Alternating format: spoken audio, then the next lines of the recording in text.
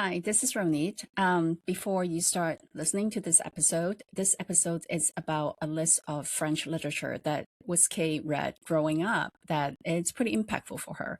And I knew nothing about the French literature before we had this chat. So I went to the library and borrowed one of the books that she recommended. I have the tales of Guy de Maupassant, excuse my French. It's pretty amazing read. They're short story, easy to read. So if you don't have time to listen to this entire episode, I put the whole list that Cate recommended in the description. Go to the library and borrow it, and you won't be disappointed. So with that said, enjoy this episode. Thank you. Hi, everybody. I'm Ronit on the East Coast. And I'm WizCate on the West Coast. And we are hopelessly unedited. Yeah. We're going to talk about books. So, just a funny thing when we were discussing what to talk about. So of course, Miss Case has this good idea about, hey, we'll do something different. So let's talk about books that, that's important to us to shape us. So I immediately said, oh, how about this book? And then she goes, well, but this book is like, it's when you're an adult, right? And how about when you were kids growing up? What shaped you? And my answer is like, honestly, I have no idea what I read. I can't remember one book when I was a kid. I'm horrible. So I don't know. So we're going to talk about books. So with Kate, you want to go first? Because I only have one book in mind. So you have several books. Let's have you go first. Okay. I have several books. So what I wanted to do was kind of talk about, this podcast about us in some way, right? So I wanted to talk about things that have shaped me. And when I was young, I read a book a day, minimum of a book a day.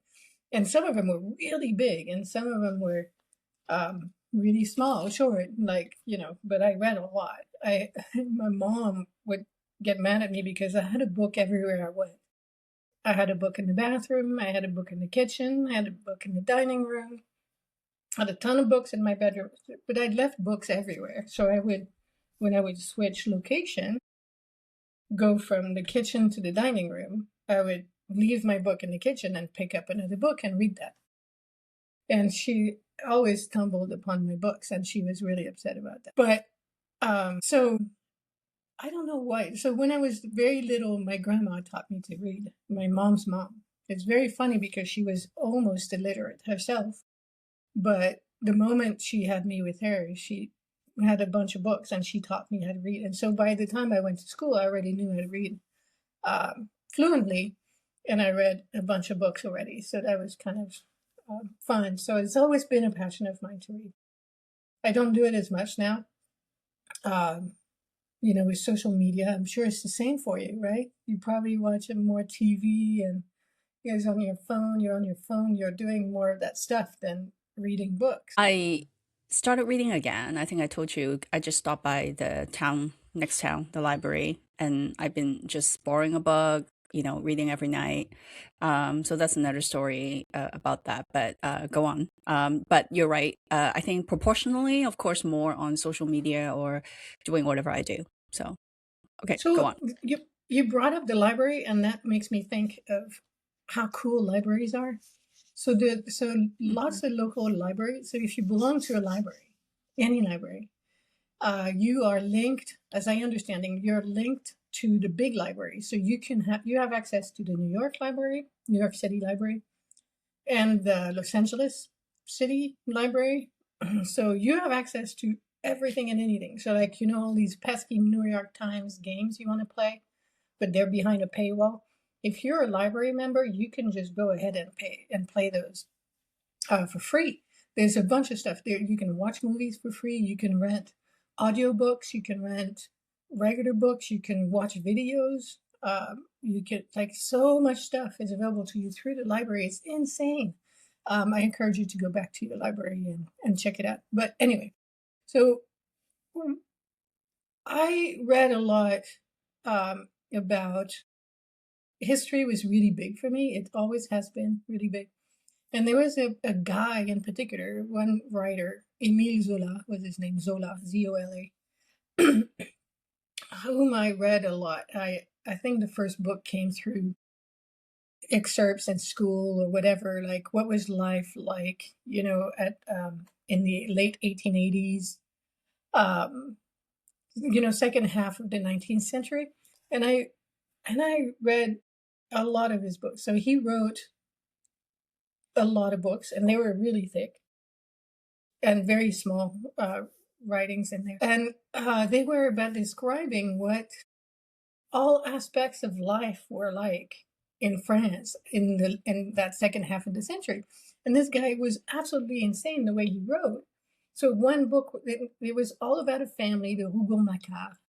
Rougon-Macquart was the family. But each book was about but some characters kind of came and went through the books.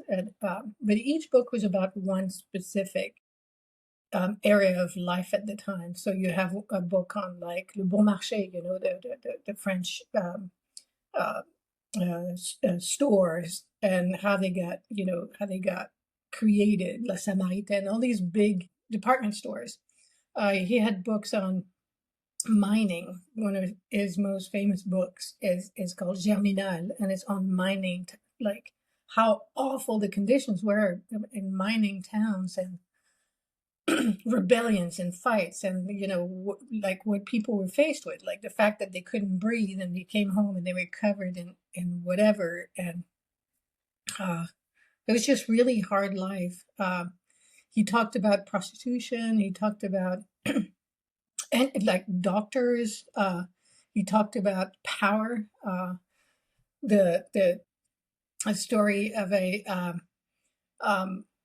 priest who is sexually active and doesn't want to be sexually active, and like that whole concept. And then there's another story of a cardinal who rises through the ranks in the church, and what do they have to do to get to being a cardinal from being a lowly priest. And then there's some crime and things like that. So that guy, I read his 20 books, like I just ate them super fast. And that was really fantastic. So if you want, it's very difficult to read in French. If you are learning French and you're trying to read a book, I wouldn't recommend that series because it's very hard. Not only is it contextual, but it's also difficult language-wise. Go ahead. Question. So is there a translation to his books? Yeah, I'm sure there is. He's famous enough to have had that happen. Okay, so also, when was his active period writing books? Like in the late what year? Mid to late 1880s. Not 1880s, well, that's but the second half interesting. Of the 19th century. That's kind of interesting about the topics that he wrote about, because it's almost like kind of, people didn't talk about things like that in the open, right? Am I right? There was an example before Balzac. You probably heard of him too, big French writer, and there's a statue of him by Rodin where he's wearing just his night robe and he's naked underneath. And it's in Paris. But anyway, he did something kind of like that, but it wasn't as detailed. It wasn't as focused on one topic specifically. It wasn't about that many members of a family. And his writing was really boring, to be honest. Zola was alive, like his writing was alive. It was about the characters and developing the people, and Balzac was more about the situation. So like the places you enter. And so he spends 20 minutes describing the front door of a place, and you're like, God, let's move on from the door. Let's go to this other thing. I can't do that. So Zola was about, social systems and the moral weight, and the consequences of what you do.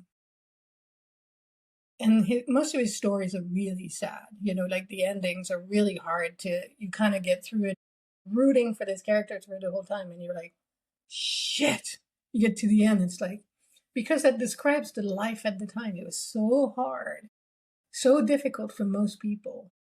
So I think if you want to get a glimpse into France and Europe in general, and places like this at the second half of the 19th century. You should read that, but prepare yourself. Very difficult. But I love this. As a kid, I loved this. Oh, I'm like 10 years old reading this shit, going like, wow, that's amazing. There's another writer I loved. His name was Maupassant, Guy de Maupassant. And he, by contrast, he wrote short stories. And his stories were all ironic, sarcastic, cruel, often cruel. There's often, there was like this element of this character is doing something right, and this thing happens that makes them fall apart, or the situation falls apart. hmm For instance, like he wrote a story about this woman who was going to a high society ball or something like that, and she borrowed a necklace. It's called the necklace in English. I think it's called la parure in French. And she loses the thing. And she spends the entire rest of her life.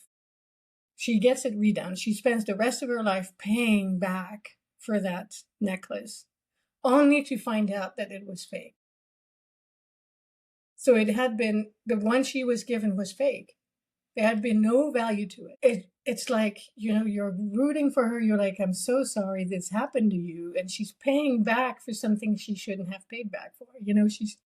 So it's just very difficult. He wrote another story. It's called Boule de Suif. It's about a prostitute who travels with a bunch of other people, and she goes between one city and the other, and they all treat her like shit. And yet she is this kind and beautiful person, and she helps them out along the way. It's a great introduction to Maupassant. Reading this one, Boule de Suif. I loved his writing. Very romantic and very cruel at the same time.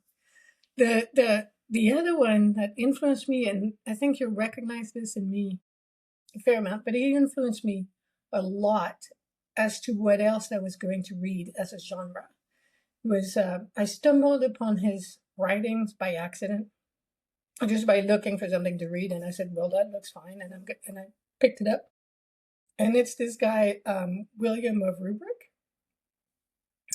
He was from Holland, from the Netherlands at the time, and he was a monk, and he traveled from Europe all the way across to Asia, to Beijing. I believe he made it. It's been a long time since I read this book, and so he took the Silk Road, and he went oh, to all of these places along the way on the Silk Road and stopped, and he described the Silk Road.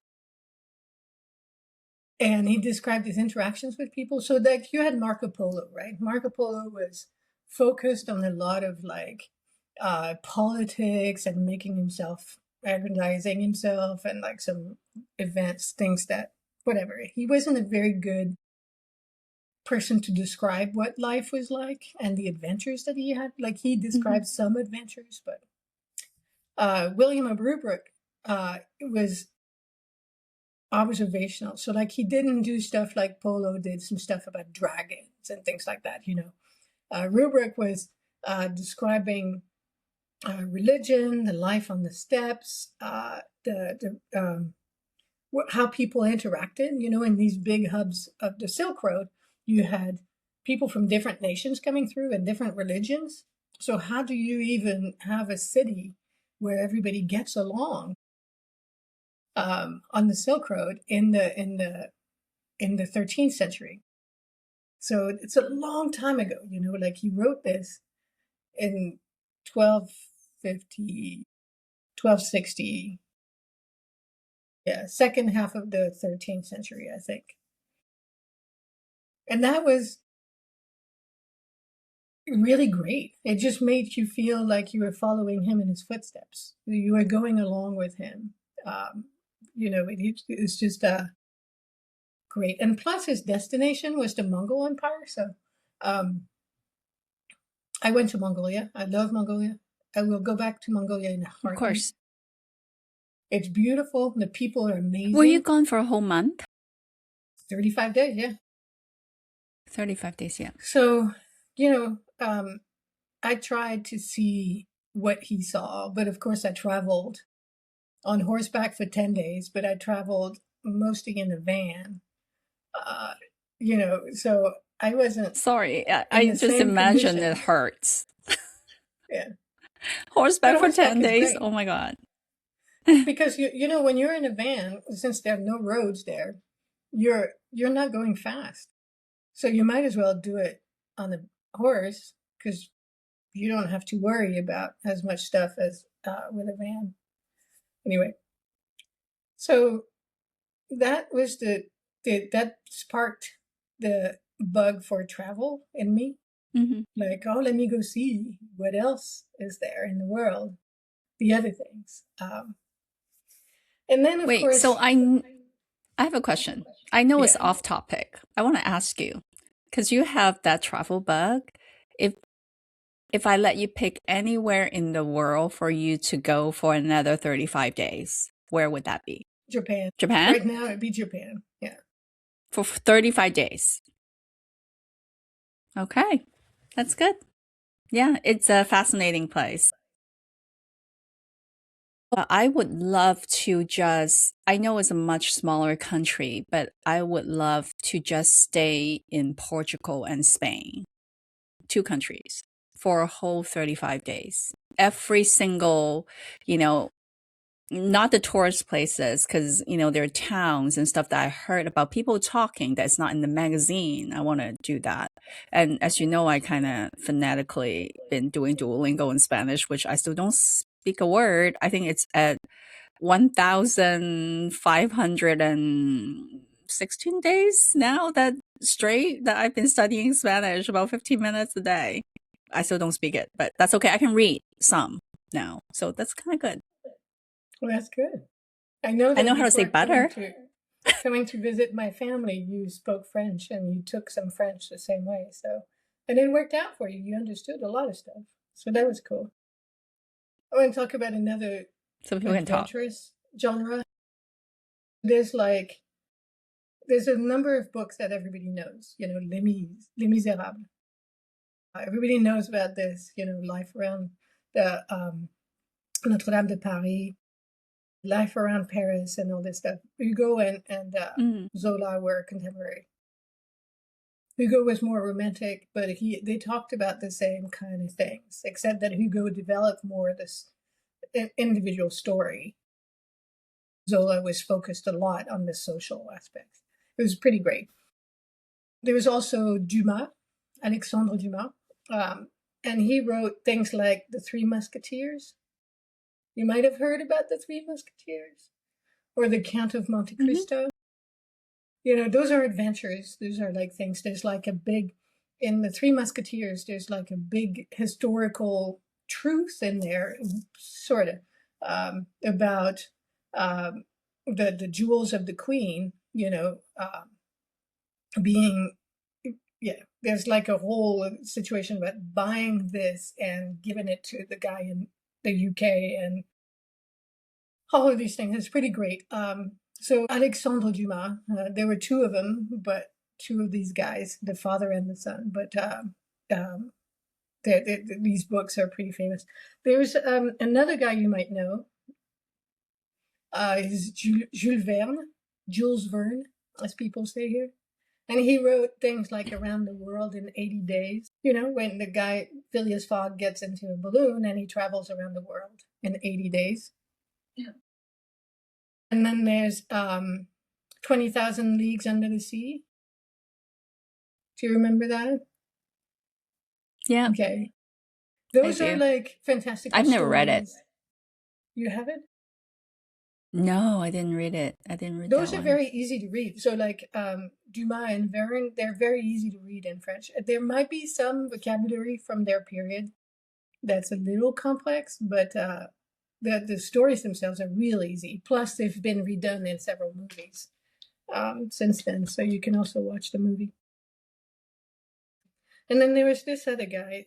Camus, Albert Camus. He wrote L'étranger, which is about alienation, how you are, because you're a foreigner, a stranger, people treat you differently.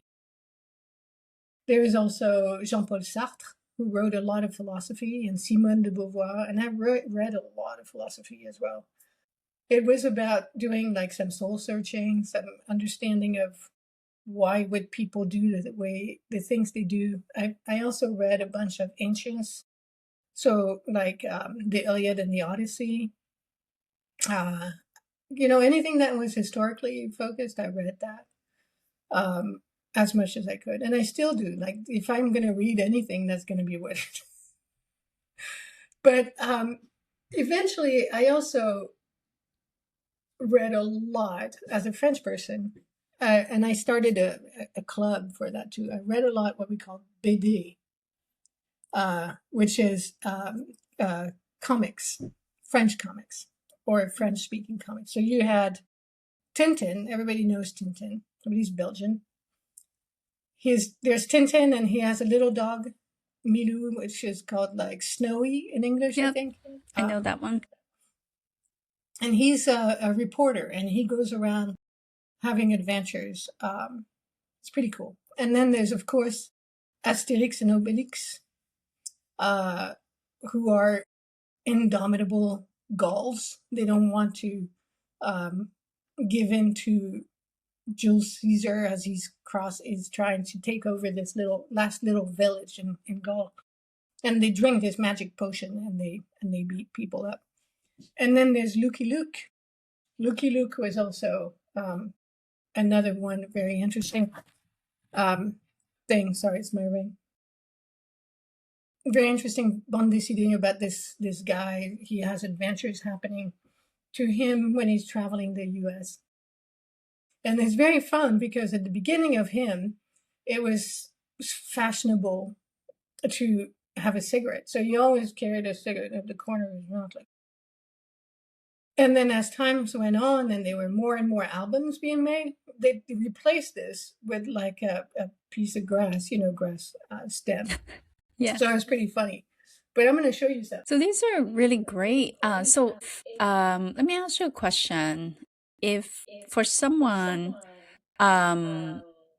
has not read a lot of these books from French author, they wanted something that is meaningful but not too heavy that they would fall asleep, what book would you recommend? Of all the ones I mentioned, one book, like for a beginner, for a French author. I would pick something by Maupassant. Boule de Suif is great. Okay. It gets you right in, and it's a good story. So let me show you. Asterix. Oh, yeah. Yeah. Little Gaul. Where did you get it? In France. Obelix. Ah. And he carries the mayor in his back. They used to, they put those stones, like Stonehenge and whatnot. Mm-hmm. And then here's a rendition of Julius Caesar from the same series. Yep. And then there's specific Tintin on the Moon. There's Tintin. Oh. Yes. And you have quite a collection. Oh. Yeah. You have quite a collection. I still I have a bunch of little figurines from different things. I like figurines. So do you buy those every time you go to France? Yeah. Or this I buy is them when I from... see them online. Oh. So those are like some of the things I read. And then the last but not least was anything to do with King Arthur. Oh. All the Arthurian legends. And so, being French and all, Chrétien de Troyes is my go-to, but there's been quite a lot about other, people that have written about Arthurian legends. But I read quite a lot of them. It was quite fun. So I think, I think that's probably all that I want to tell you. So I want to ask you a favor. So after the recording, send me a list of recommended, a list of books that you would recommend, like a list of 5 books that you would recommend for our listeners. I'm going to post it in the summary of this episode so that they can venture out and have a look and see, because I do want to hear from them if they choose to read the books on your list and see what they think about them. I'll send you the books that I mentioned. If I remember all of them, Yeah. I'll send them to you. Yeah. Yeah, because I think some listener might not be familiar with all of the books that you mentioned. So there might be recommendation. There might be one or two that they're not aware of. Yeah. Okay. I'll do that. Then you can. I think that would be fun. Yeah. When I say them, you can put them up. I guess. Yeah. Yeah. Maybe. I'll put them in the summary and for the listener and viewer to see, if they want to read it and they read it, they can share their feedback and questions. So, from any of our previous shows recently, we've got a lot of laughs from from the shorts that I posted. There's some sharing, and I think when we talked about the movies, the Birdcage, the French version, some viewer they share it. I guess they also are a fan of the movies.